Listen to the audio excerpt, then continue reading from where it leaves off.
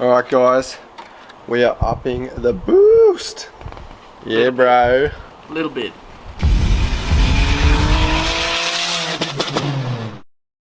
So I've got my old boost controller from the Ute.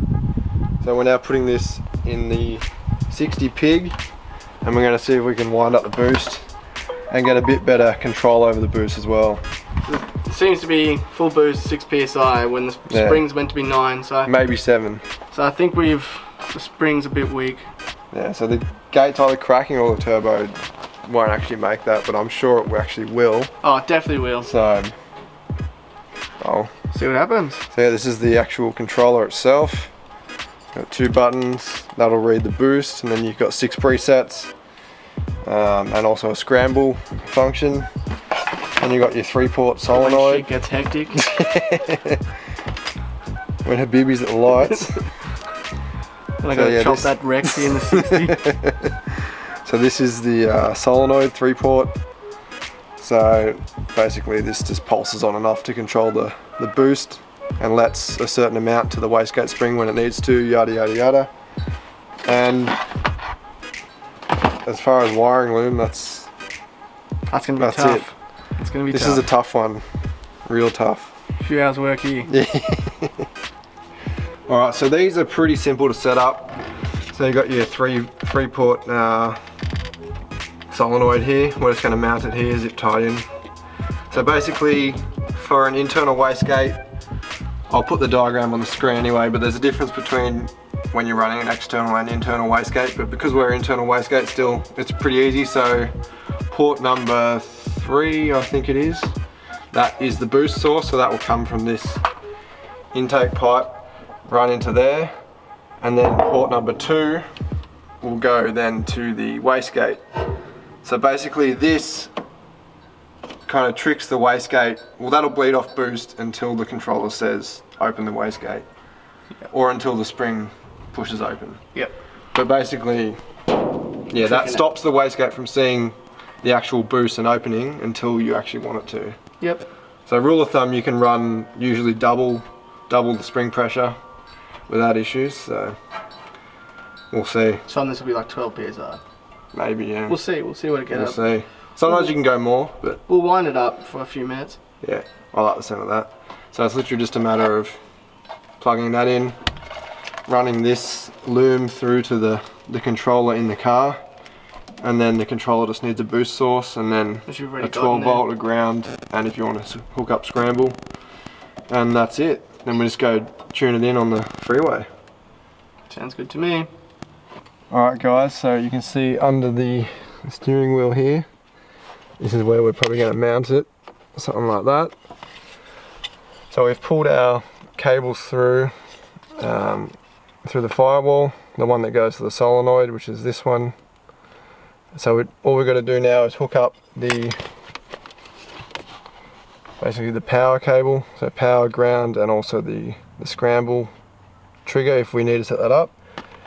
And then for the boost source of the unit, we've just basically teed off the hose that goes to the boost gauge. So that runs to the back of the unit, as you can see there. So we are officially finished. Well, it's all hooked up.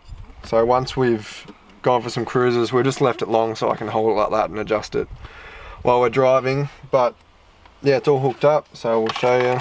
Turn the ignition on. You might have heard that clicking sound. That's basically the solenoid self-checking. It'll happen every time. So, and actually if I press the scramble button, you can hear, if you can hear that, that's the solenoid kind of working. And then, so that's basically how the solenoid basically clicks open and close with just a pulse to kind of bleed air and keep it at a certain boost pressure. But yeah, basically pretty simple controller. You got 6 boost presets. Then you can, so you got closed or open loop boost control. I've always kept it on closed on my other car. And then you can adjust your duty, which is basically your boost, but it's not actually a an increment. It's just 1 to 100. So you got to kind of, you know, set it and then go do a run and see what it maxes out, then keep going up or down. Gain, which is basically how fast it comes on. So that's also 1 to 100. Normally, I think rule of thumb, you want to keep it about what your duty is. Just because if you set it too high, boost can actually overshoot, which, you know, I like that. If you can't set up for it, as long as it doesn't go, you know, too high. But, you know, in an ideal world, you want it just to be a nice quick but not over quick boost delivery. And that's basically it. So when we're seeing boost, it'll show up on here in PSI, or you can change it to KPA or bar or whatever else. So yeah, I suppose just go for a drive. Go get some tucker and go for a drive. Gonna load the car up as much as it's ever going to be loaded up, really, and see what basically the wastegate spring is at, just so we've got a base mark to increase boost from.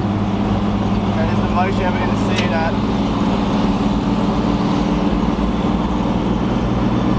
5.9, 6.3, 6.7, 7, 7.6. Yeah, 7. Say 8. Maybe it's not the wastegate, man. EGT's got like 500. So she's working. What do you want to do? Adjust it and then do another hill pull, or? Yeah. Alright, well I'll adjust it, wind some more boost in.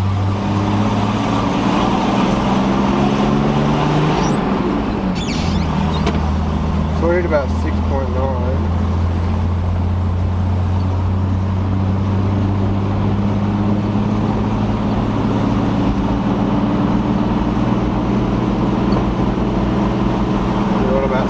Now 7.4. Yeah, it doesn't like that, man. I think the turbo's just too big. It's not the boost controller, the turbo's just too big. Alright guys, so we've just got back from our drive where we've kind of had no success, unfortunately. Sounds like the turbo is just plain old too big. Yep. So we've just gone ahead and mounted the boost controller down here. Got some Velcro, which is nice and easy to work with. Yeah, do whatever you want to it.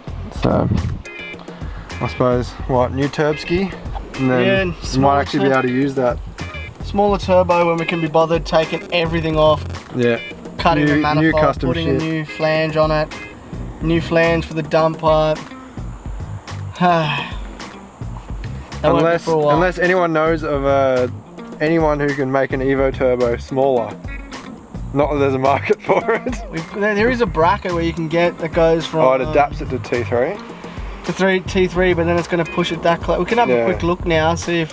Because if that could work... Yeah, it'll just be a matter of then doing a dump. The dump pipe isn't too bad. It's the exhaust manifold that I don't want to do. Yeah. And we've decided we're also going to put an exhaust valve on this, so we can have... Oh yeah, exhaust cutout. Extremely straight. Because it does sound a lot better for some reason with just this much exhaust. Oh.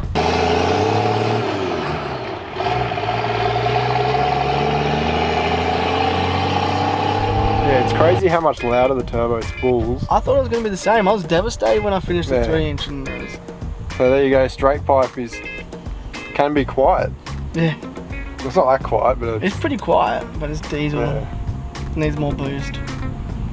Oh well, until next time. Yeah, hopefully with more wins. Yeah. Today was just fails. Fail, fail, fail. Oh well, we got a good kebab. It looks good though. Yeah, it looks good. Something good kebab. Something else shiny in the interior. Yeah, something 21st century.